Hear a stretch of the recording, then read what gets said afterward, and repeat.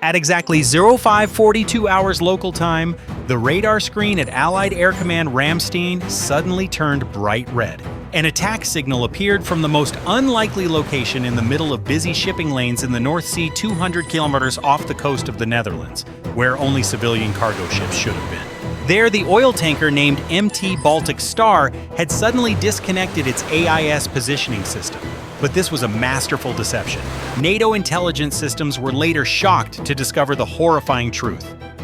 This was not the Baltic Star. Under a new coat of paint and a false name, it was actually the MT Boracay, a vessel that French intelligence had flagged in October 2025. It had employed AIS spoofing technology, transmitting a false signal that it was anchored in Singapore to secretly slip through the Suez Canal, penetrating deep into Europe's southern flank without anyone noticing.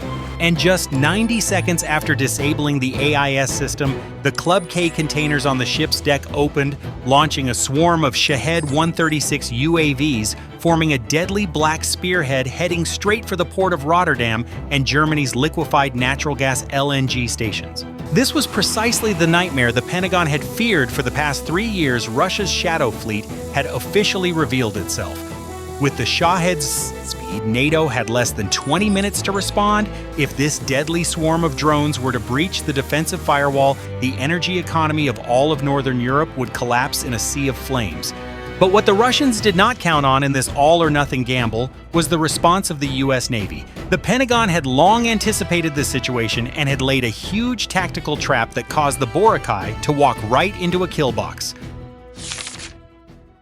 But first, to understand why this attack is so dangerous that it could change global military doctrine, we need to look at the scale of the Shadow Fleet. As of January 26, Russia operated about 600 oil tankers. Outwardly, they were just old ships transporting oil. However, U.S. naval intelligence had long suspected the dual-use capability of this fleet. And the Boracay incident proved that Russia had converted part of this fleet into drone motherships and disguised Club K missile launchers. Instead of having to build aircraft carriers or cruisers costing billions of dollars and easily tracked by satellites, Russia uses civilian cover to bring lethal weapons into international waters right next to NATO countries. The power of this tactic lies in its asymmetry and ability to blend into the civilian environment. A ship like Boracay can carry nearly 500 suicide drones in reinforced cargo holds, along with containers holding Caliber cruise missiles. When not firing, it is protected by international law as a normal merchant ship. NATO cannot intercept or sink ships based on suspicion alone, and Russia has exploited this, turning Western law into a fatal weakness. Furthermore, the attack position of the Boracay exposed a fatal blind spot in Europe's defense structure. Germany and the Netherlands' early warning radar systems and Patriot batteries are largely oriented eastward, intercepting ballistic missile threats from Russian territory. They are not optimized to detect targets launched at close range, flying low, sea skimming, and launched from the north, the direction of merchant ships. By attacking from the sea, Russia executed a perfect flanking maneuver, forcing radars to pivot and scan for targets amid the chaotic environment of ocean waves and dense maritime traffic. The front line no longer lies at the border, but right on the waves just a few dozen nautical miles from the coast. And if you find this Russian tactic too cunning, comment 1 below. Immediately, Allied Air Command AirCom activated the emergency interception procedure. German Typhoon and Dutch F-35A fighter squadrons on Quick Reaction Alert QRA were ordered to take off. In theory, this was an uneven battle between the world's most modern war machines and cheap drones powered by moped engines. NATO pilots quickly formed a formation and fired AIM-120 AMRAAM medium-range air-to-air missiles. A series of explosions rang out in the skies over the North Sea, and a barrage of Shahed drones were shot down. However, after only about 10 minutes of combat, a devastating economic problem began to emerge, just as Russian strategists had predicted. An AIM-120D missile costs about $1.2 million. A Shahed drone costs only about $20,000 to produce. More importantly, there is the issue of ammunition. A standard configuration F-35 can only carry a mere 4 AIM-120 missiles in its internal bay and 2 Sidewinder missiles externally mounted. Even with a 100% hit rate, a squadron of 4 aircraft can only take down a maximum of 24 targets before having to return to base to reload. Meanwhile, the stream of drones from the Boracay ship continues unabated. The fire control radars on NATO aircraft begin to be overwhelmed by the number of targets. If they continued firing in this manner, the entire Nordic region's stockpile of air-to-air missiles would be depleted within 2 hours, while the Russian fleet could still have thousands of drones in reserve on other ships lurking in the area. Clearly, using expensive fighter jets to hunt down individual drones was not a smart solution in this situation, exactly as Moscow had hoped. Recognizing the stalemate of the Air Force, NATO naval forces decided to intervene directly at the source. The Royal Navy destroyer HMS Diamond Type 45, patrolling near the Dogger Bank area, received orders to approach the Boracay at maximum speed to destroy the launch platform. The British ship's tactic was to use its 4.5-inch Mark 8 deck guns to bombard the Russian ship's deck, avoiding wasting expensive Aster missiles. However, Russia had also prepared for this scenario. When HMS Diamond entered a range of 25 nautical miles and began locking onto the target, they activated the second trap. Cold containers stacked on the ship's deck suddenly slid out, activating a large-capacity electronic warfare EW system similar to the Murmansk BN type, but miniaturized. Immediately, the HMS Diamond's radar screen turned white, flooded with false signals. The GPS positioning system had its data corrupted, preventing the fire control computer from accurately locking onto the Russian ship. Simultaneously, the Boracay launched a series of Lancet 3M loitering munitions with a range of 22 nautical miles to form a defensive screen around itself, forcing the HMS Diamond to activate its failing CIWS system for self-defense. More dangerously, through the electronic fog, optical sensors detected that the Boracay was deliberately adjusting its course to approach a Hull-Rotterdam passenger ferry passing through the Dogger Bank area. The distance between the two ships quickly narrowed to less than 500 meters. Russia was using hundreds of civilian lives as human shields. If the British ship had opened fire under conditions of radar blindness and inaccurate data, the risk of mistakenly hitting a passenger ship or a neutral cargo ship would have been extremely high, a massive tactical deadlock. At the most critical moment, the U.S. Navy officially entered the fray with a completely different approach. Instead of attempting a direct gunfight or competing on ammunition numbers, the U.S. decided to attack the brain of the enemy. The P-8A Poseidon anti-submarine patrol aircraft, which had been silently circling the area at an altitude of 30,000 feet since the incident began, used its AN/ALQ-240 sensor suite to map the electromagnetic spectrum (RF) mapping of the entire area.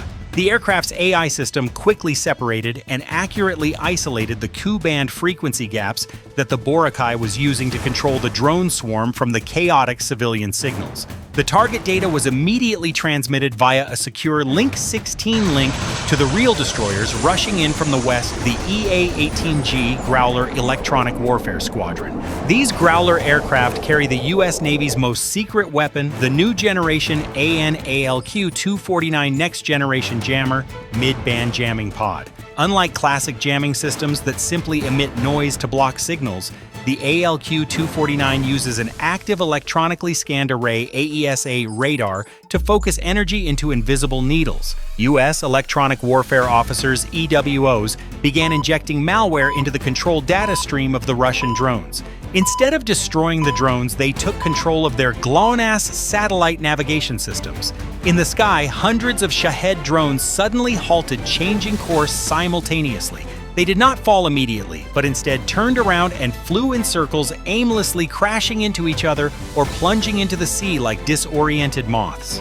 At the same time, the U.S. launched ADM-160 MALD-X decoy drones, simulating the radar signals of a squadron of B-1B bombers heading to attack the Boracay. The warning system on the Boracay went into a frenzy when it detected the signals of the B-1B squadron. The Russian captain, in a desperate attempt to protect the ship, made a fatal mistake. He ordered the activation of the entire Pantsir ME close-in weapon system, CIWS, hidden in containers, to fire back, and prepared to launch the remaining Caliber cruise missiles. This act of firing officially tore away the last vestiges of civilian cover, allowing the U.S. to attack legally without concern for international law.